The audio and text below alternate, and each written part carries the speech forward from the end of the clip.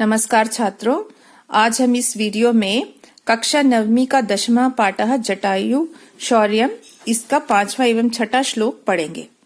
देखिए, अभी तक हमने पढ़ा कि रावण किस प्रकार सीता को खींचकर ले जा रहा है और सीता ने उसको जटायु को बुलाकर बताया कि मुझे ये खींचकर ले जा रहा है पाप कर्म वाला, और जटायु ने सिचुएशन को एनालाइज किया, निरीक्षण किया और उन्होंने एक कल्याणकारी वाणी में रावण से कहा। अब क्या कहा वो बताया जा रहा है कि सबसे पहले उन्होंने कहा, ये नहीं कि अटैक कर दिया, निवर्तय मतीम नीचाम परदाराभिमर्शनात् न तत् समाचरेद वीरो यत् परो अस्य विगर्हयेत्। आइए अब इसका अन्वय देख लेते हैं। कहते हैं, हे रावण, नीचाम मतिम परदाराभिमर्शनात् निवर्तय। हे रावण, अपनी नीच बुद्धि को परदाराभिमर्शनात्, पर यानी कि पराई, दारा यानी कि स्त्री, दूसरे की पत्नी या स्त्री को अभिमर्शनात् स्पर्श करने से निवर्तय दूर करो। अपनी नीच बुद्धि को ऐसे कार्य से दूर करो कि तुम दूसरे की पत्नी का स्पर्श कर रहे हो, उसका अपहरण करके ले जा रहे हो। धीरः तत् न समाचरेत्, एक धीर व्यक्ति, एक वीर व्यक्ति ऐसा आचरण नहीं करता। यत् अस्य परः विगर्हयेत्, जिससे कि दूसरे उसके निंदा करे। कहते हैं, मतलब आप ये देखिए, यहाँ पर इस तरह से एड्रेस किया है उन्होंने कि उसको समझा रहे हैं कि रावण, तुम एक, उसको पहले अप्रिशिएट किया।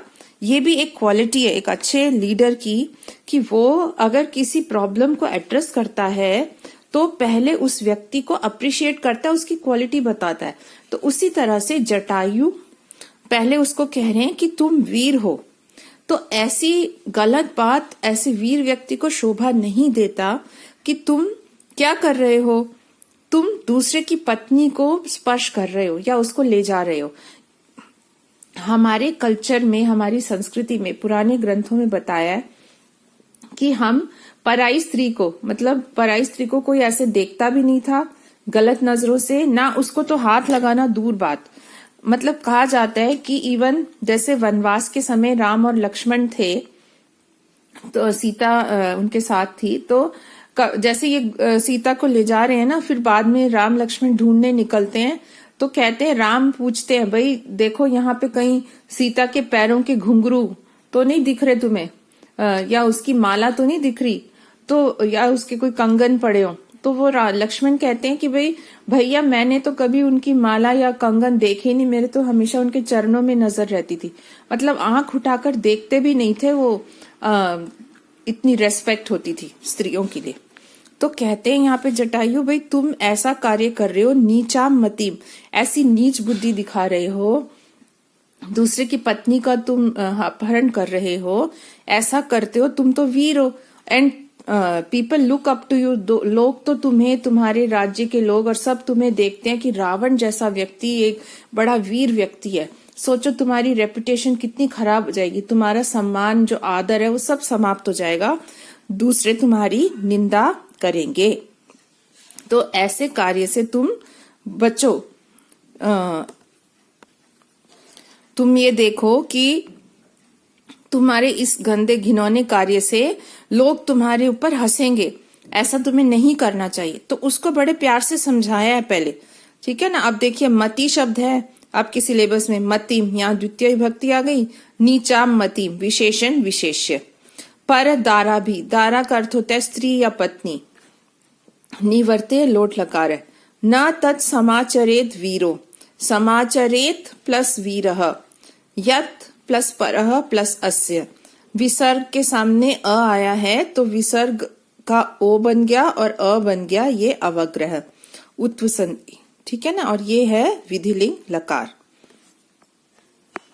फिर कहते हैं अगले श्लोक में, उसको फिर समझा ही रहे हैं, लेकिन अब थोड़ी सी टोन उनकी और वो हो गई है कठोर। वृद्धो अहम त्वम युवा धन्वी सरथः कवची शरी न चापि आदाय कुशली वैदेही में गमिष्यसि। कहते हैं अहम वृद्धः, देखो उसको कहते हैं भाई देखो मैं तो हूं बूढ़ा और तुम हो युवा, युवक हो तुम। धन्वी, धनुष से युक्त हो। सरथः, रथ पर सवार हो। कवची, कवचधारी हो। शरी, धनुष धारण किया हुआ है। धनुष है तुम्हारे पास, बाण है, शर यानी कि बाण।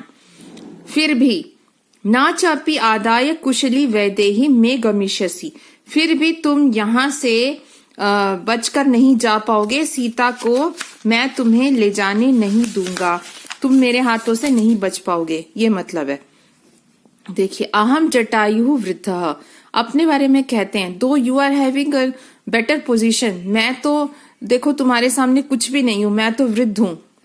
तुम हो, त्वम तु सरथः, तुम तो रथ पर सवार हो, कवच धारण किया हुआ है, युवक हो, यंग हो, तुम्हारे अंदर बहुत एनर्जी है। हाँ, और अपि च में, फिर भी मेरे जीते जी, वैदेहीम आदाय, सीता को लेकर, कुशली न गमिष्यसि, तुम यहाँ से कुशलता पूर्वक नहीं जा सकते। देखो आप कितना सिंपल है, आपको देखने में लगेगा श्लोक बड़ा मुश्किल है, लेकिन बहुत सिंपल लिखी गई थी रामायण, सिंपल लैंग्वेज में। तो अब यहाँ पर क्या क्या शब्द बन जाते हैं, अगर आप देखें तो रावण के लिए कुछ शब्द हैं विशेषण, बहुत सारे विशेषण विशेष्य हैं यहाँ पर।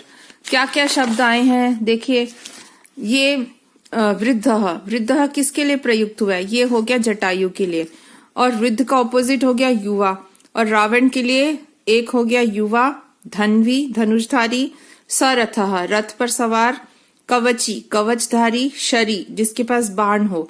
ये सारे शब्द हो गए, 1 2 3 4 5 शब्द हो गए रावण के लिए। और न चपी आदाय, च प्लस अपि, ये हो गया दीर्घ संधि, अपि प्लस आदाय, ई और अ मिलकर यण संधि, या बन गया।